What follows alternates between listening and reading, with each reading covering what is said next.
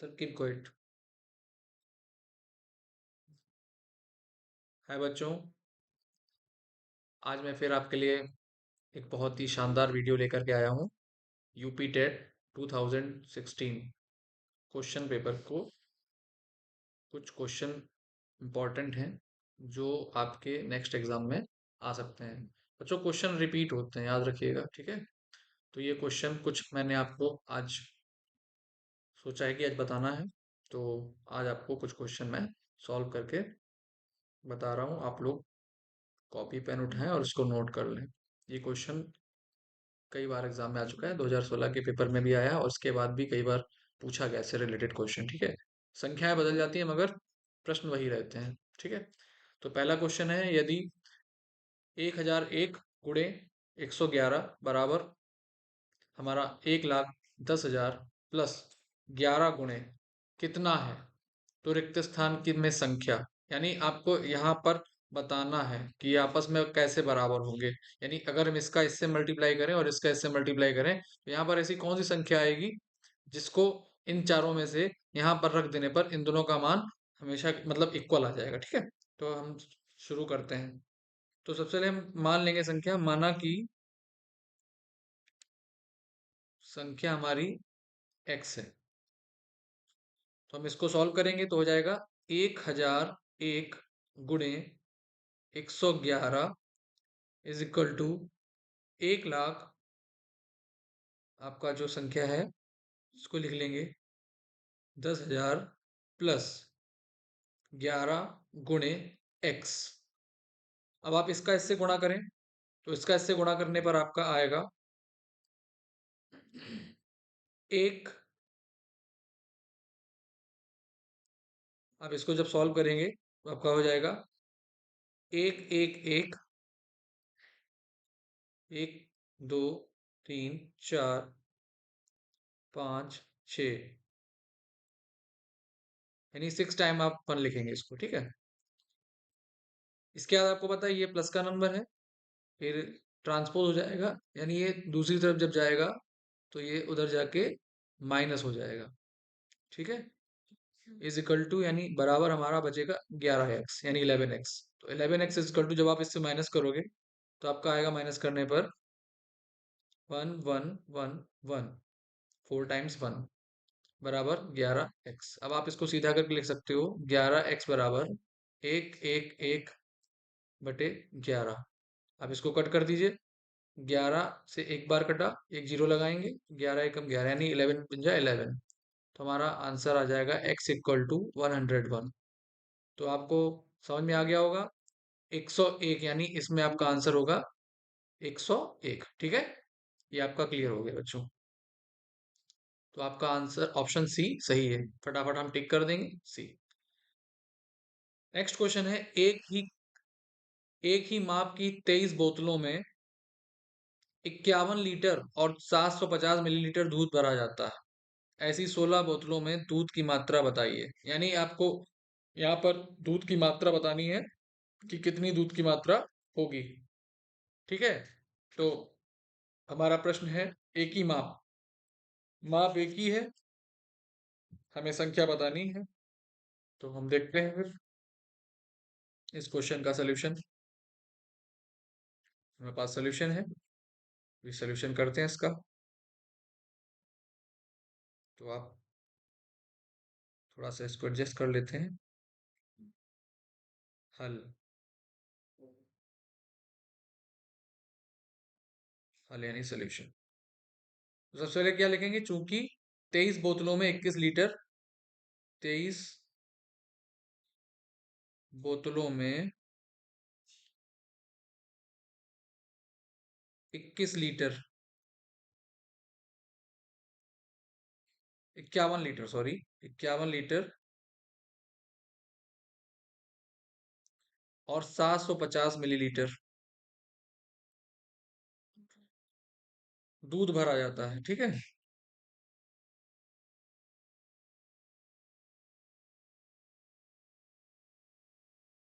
अब हमें क्या करना है, इसलिए कभी भी बच्चों ज्यादा दिए तो पहले कम का निकाल लें, 1 का निकाल लेंगे। एक बोतल में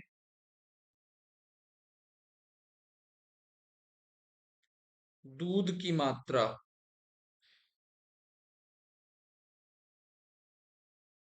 बराबर कितनी हो जाएगी? आप 15 यानी 51,750 इसका गुणा कर दें और 23 से भाग कर दें। ठीक है, तो हमारा आंसर आ जाएगा, क्योंकि 1 लीटर में आपको पता है 1 लीटर बराबर 1000 मिलीलीटर के होता है, मिलीलीटर। ठीक है, चलिए नेक्स्ट पीपीटी पे चलते हैं। बचा हुआ क्वेश्चन इधर करेंगे, उधर जगह काफी पर्याप्त नहीं थी, इसलिए 16 बोतलों में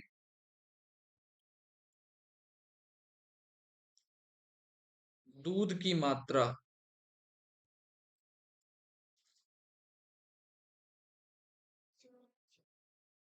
बराबर हो जाएगी 16 × 151,750 बटे यानी अपॉन 23। तो आप इसको भाग करेंगे तो आपका आंसर आएगा 16 × 2250 यानी 2250 मिलीलीटर और ml। आप जैसे ही मल्टीप्लाई करेंगे आपका आंसर आएगा 36,000 मिलीलीटर। फिर आप क्या करेंगे, इसको लीटर में चेंज करने के लिए 36,000 में आप 1000 से यानी 1000 से डिवाइड कर देंगे, तो आपका आंसर आएगा 36 लीटर दूध। ठीक है, क्वेश्चन इंपॉर्टेंट है, पेपर में आ चुका है, दोबारा भी आ सकता है। तो आप पीछे जाएं और ऑप्शन जो 36 लीटर दूध दिया है इसमें आप टिक कर देंगे, हमारा ऑप्शन ए ठीक होगा। ठीक है, और यहाँ पर थोड़ा सा ये मिस्टेक हुआ था, इसको मैं सही कर देता हूँ। ये मिस्टेक जो है छोटा सा, मैंने इसको एक्चुअली ना यहाँ पर मल्टीप्लाई करके लगा दिया है। एक्चुअली इसको ना पूरा क्लियर लिखना है, साथ में मल्टीप्लाई नहीं लिखना है, ये हमारा हो जाएगा। ठीक है, मल्टीप्लाई नहीं, ओके, जो कि पहले लिखा हुआ था।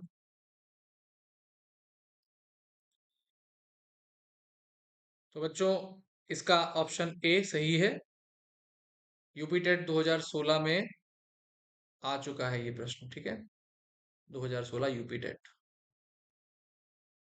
सीटेट में भी आते हैं ऐसे क्वेश्चन, ऐसा नहीं सीटेट में नहीं आते, सीटेट में भी आते हैं, डी ट्रिपल एस बी वगैरह में भी आते हैं, और भी एग्जाम है, टीचिंग एग्जाम में ऐसे क्वेश्चन पूछे जाते हैं। ठीक है, तो जो बच्चे मैथ से हैं के लिए काफी अच्छा है।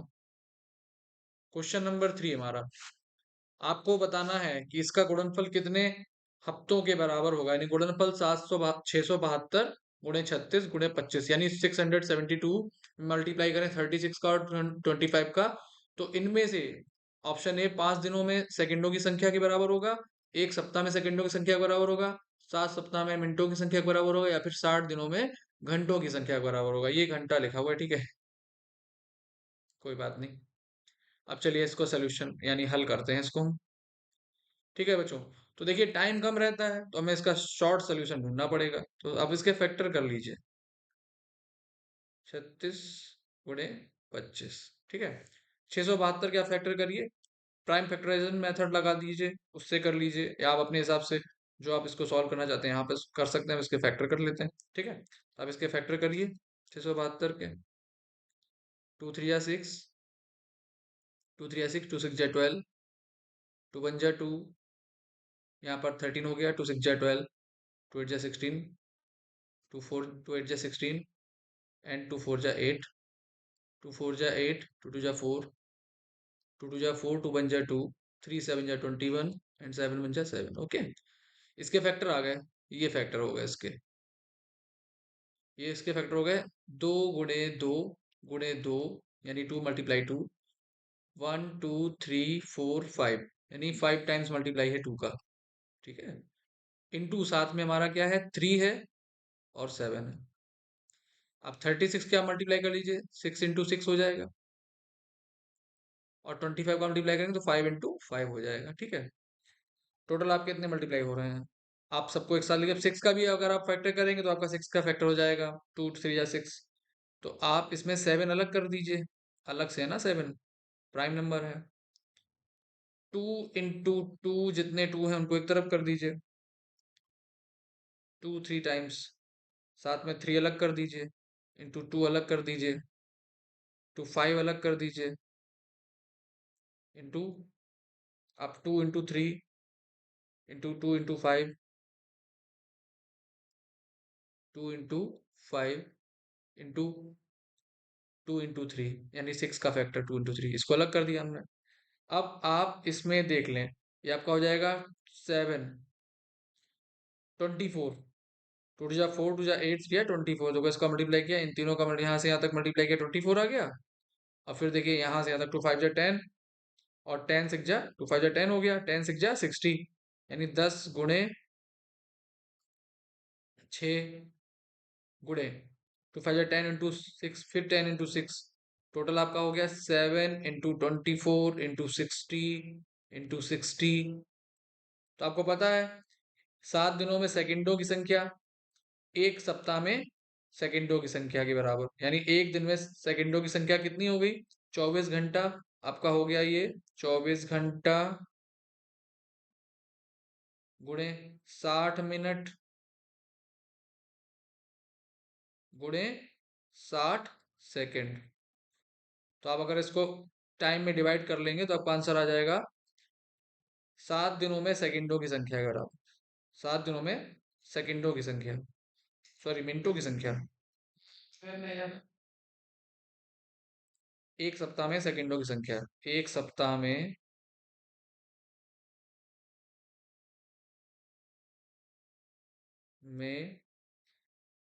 सेकंडों की संख्या के बराबर, सेकंडों की संख्या के बराबर आएगा ये आंसर, ठीक है। यानी ऑप्शन आपका दूसरा वाला जो ऑप्शन है वो सही है, ठीक है। क्वेश्चन काफी इंपॉर्टेंट है, आ सकता है, केवल फैक्टराइज करना है और उसको कुछ भी नहीं है इसमें, फैक्टराइज करने के बाद आपका आंसर आ जाएगा। चलिए नेक्स्ट क्वेश्चन बताते हैं, इंपॉर्टेंट क्वेश्चन। क्वेश्चन है हमारा चौथा,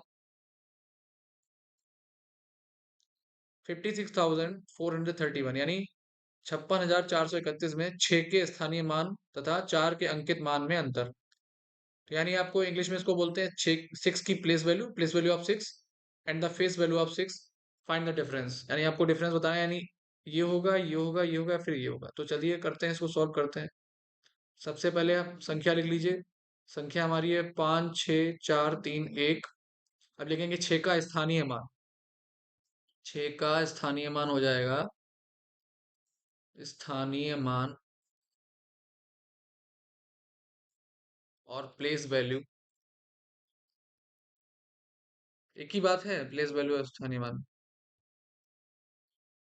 6 1 2 3, 6,000, ठीक है। अब अंकित मान, बच्चों अंकित मान बदलता नहीं, अंकित मान वही रहता है, 6 का अंकित मान 6 ही रहेगा, यहाँ 6 लिख दीजिए, ठीक है। और फेस वैल्यू, इसको फेस वैल्यू बोलते हैं, फेस वैल्यू, ठीक है। अब अंतर निकालना है, डिफरेंस निकालना है, अंतर। तो अंतर हमारा हो जाएगा, आप इसको घटा दीजिए, तो घटाने के लिए आपको इधर लिखना पड़ेगा भाई, दोबारा लिख लीजिए, 6 इधर लिख दीजिए, माइनस कर दीजिए इसको। तो देखिए 10 में से 6 जाएगा, कितना बचेगा? 4 बचेगा।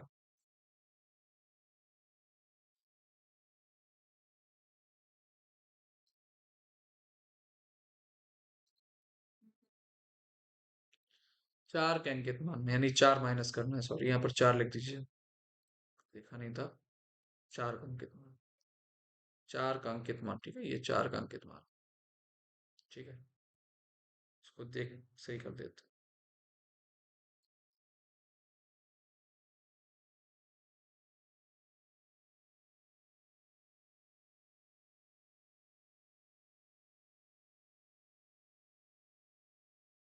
4 का अंकित मान, 4 का अंकित मान 4 ही रहेगा, ठीक है। 4 घटा दीजिए इससे, 10 में से 4 गया 6, यानी 6, बचा 9, फिर यहाँ बचा 9, यहाँ बचा 5। तो आपका आंसर कौन सा आ गया? ऑप्शन सी राइट है, ठीक है। इसका आंसर आ गया 5,996, ठीक है। आंसर आपका ये आएगा। इंपॉर्टेंट क्वेश्चन है, ऐसे क्वेश्चन बहुत आते हैं पेपर में, बहुत ज्यादा, मोस्टली पूछा जाएगा क्वेश्चन, इस तरह का क्वेश्चन पूछा जाता है। नेक्स्ट क्वेश्चन यानी अगला क्वेश्चन आपका है 6 घंटों में सेकंडों की संख्या बराबर। क्वेश्चन आपका 6 घंटों में सेकंडों की संख्या, 6 घंटों में सेकंडों की संख्या कितने मिनटों की संख्या के बराबर होगी, कितने दिन होगी, यानी इनमें से अगर आप कितने दिन का मल्टीप्लाई करें तो आपके कितने दिन निकल के आए, ये आपको क्वेश्चन बताना है।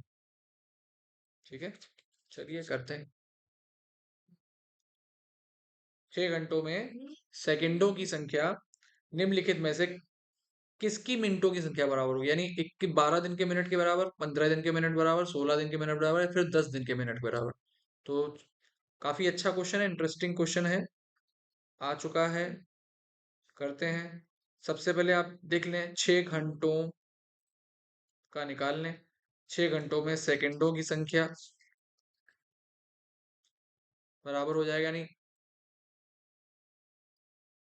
6 इंटू 1 घंटे में 60 मिनट होते हैं, तो आपको पता होगा 60 सेकंड, तो आप 3600 से मल्टीप्लाई करते हैं। ठीक है, 3600 सेकंड मल्टीप्लाई करेंगे, आपका आ जाएगा जीरो का जीरो, जीरो का zero, six six 36, three carry यानी 3 6 18 और 3 21, ये आपका सेकंड आ गया। ठीक है, कितने सेकंड, इतने सेकंड आपका आ गया। अब निकालना क्या है, कितने मिनटों की संख्या बराबर, तो आप क्या करेंगे, इसको आप लिख दीजिए फिर से। तो अभीष्ट दिन, अभीष्ट दिन, अभीष्ट दिन बराबर हो जाएगा 21,624। एक दिन में 24 घंटे होते हैं और 1 घंटे में 60 मिनट होते हैं, डिवाइड कर दीजिए, जीरो से जीरो कट गया, इसको कट कर दीजिए, 2 3 जा 6, या सिक्स से कर दिए, 6 3 18, 6 6 जा 36, बचा 24, इसको दोबारा लिख लीजिए, 360/24, इसको कट कर दीजिए,